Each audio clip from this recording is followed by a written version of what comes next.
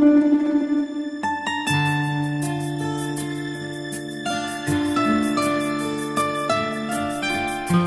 bien bonjour, aujourd'hui j'ai envie de vous parler de l'énergie ou bien de l'argent qui sont la même manifestation de la vie qui circule d'un mouvement. On pourrait dire que, moi j'ai passé ma vie à dépenser mon temps, mon énergie, mon argent sans compter.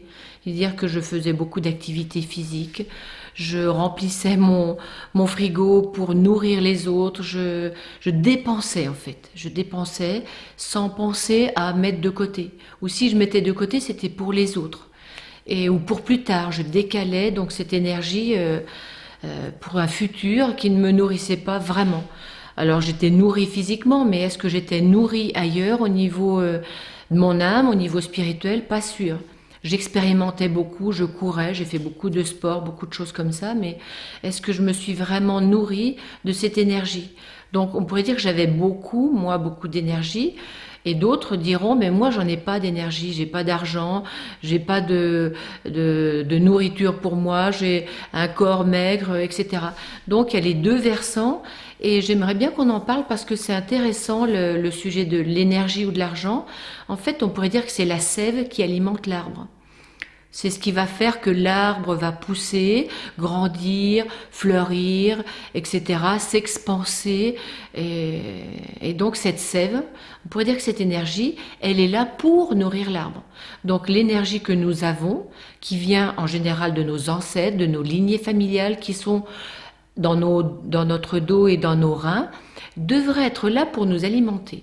Sauf que, évidemment, très souvent, d'abord les parents, on n'est pas en accord avec eux, on n'en veut pas, donc au lieu d'être alimentés, on les critique, on dit non, on se retourne, on se coupe de cet arbre généalogique, et puis on pense à autre chose, on est dans la peur, et par exemple, moi j'anticipais aussi comme mes parents que plus tard, un jour, il faut que j'ai de l'argent de côté pour que je puisse m'en servir à la retraite ou pour les vacances, ou etc. Alors que la vie, c'est une énergie qui coule en permanence, comme les torrents. Normalement, ça devrait être ça. L'eau devrait couler tout le temps en permanence pour nous alimenter. Alors pourquoi certaines personnes sont en manque, d'autres en manquent aussi en fait, et ça se traduit toujours parce que quand on met l'argent, notre argent dans un compte en banque pour plus tard, en fait cette énergie ne peut pas nous servir tout de suite, alors que cette sève de vie qui vient à travers nous, l'argent qu'on a gagné devrait nous servir à investir dans un travail personnel, un travail sur soi, ou bien créer une entreprise qui me plaît, ou faire quelque chose dont j'ai envie, qui va nourrir mon âme, réaliser un projet, ou partir en voyage pour aller me découvrir plus loin. Vous voyez, toutes ces choses-là qui vont nourrir mon âme, cette énergie, l'argent, va être là, c'est un moteur qui va alimenter, c'est de l'essence ou de la sève pour que je grandisse comme l'arbre. Alors si les peurs interviennent, et ces peurs peuvent être ancestrales, eh bien attention, plus tard, un jour j'en aurai besoin, eh bien on bloque cette énergie et on la met de côté et on végète. C'est-à-dire qu'on attend et on dit mais j'avance plus dans ma vie, oui mais j'en ai plein le compte en banque, oui mais comment ça se fait que je ne peux plus me réaliser? Parce que j'ai thésaurisé, on dit, j'ai mis ça de côté pour mes enfants aussi. Je vais donner ça à mes enfants, mais cet argent, cette énergie-là, ce n'est pas leur production d'âme. Et donc, ce n'est pas leur créativité.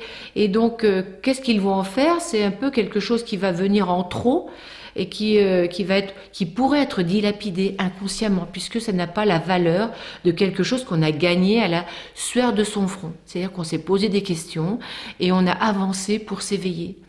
Donc certaines personnes, elles aussi, diront moi j'en ai pas d'argent, comment je fais? Est-ce que ces personnes-là sont en accord avec les lois de la vie? Qu'est-ce que c'est que les lois de la vie? Mais est-ce qu'elles disent oui aux lois du Père céleste, comme quoi elles sont bien une femme dans un corps de femme ou un homme dans un corps d'homme? Est-ce qu'elles sont en accord, ce que je disais, avec le père et la mère, les lignées familiales? Est-ce qu'elles sont bien branchées? Est-ce qu'elles disent oui justement à tout ça pour que ça coule? Est-ce qu'elles sont bien dans le bon sens de la vie? Parce que quand je dis non, je le répète, quand je dis non à mon père tel qu'il était, à ma mère telle qu'elle était, en fait, je me retourne pour les changer. Et quand je me retourne, je ne suis plus dans mon axe de vie. Donc vous voyez cette énergie de vie qui est de l'argent, qui est mon potentiel pour continuer mon chemin d'éveil jusqu'au bout, sans retraite. Retraite, ça veut dire se retirer de la vie, se mettre en retrait, se mettre de côté, alors que la vie nous dit jusqu'au bout, au dernier souffle, on est là pour s'éveiller jusqu'au dernier instant, on peut s'éveiller. Donc vous voyez votre énergie de vie, ce que vous avez gagné, ce que la vie vous offre. Profitez-en, ça veut dire servez-vous-en pour votre âme et pas pour alimenter des peurs.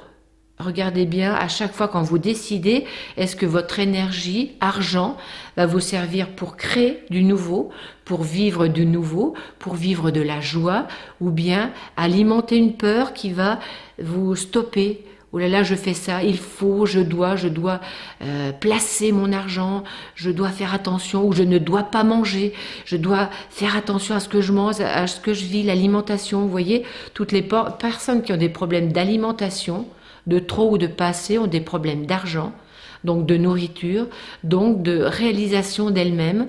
Il faudrait peut-être regarder dans les lignées, et puis quels sont les noms qui sont posés par rapport au père ou à la mère. J'en parlerai bientôt dans une prochaine vidéo. Les lois du père et de la mère, qu'est-ce que c'est? Pourquoi il faut à tout prix dire oui au père? Attention, et oui à la mère, avec un grand P et un grand M. Qu'est-ce que c'est que ça et qu'est-ce que ça veut dire? Donc, votre énergie, vous devez la faire circuler et la vivre tous les jours, à chaque instant.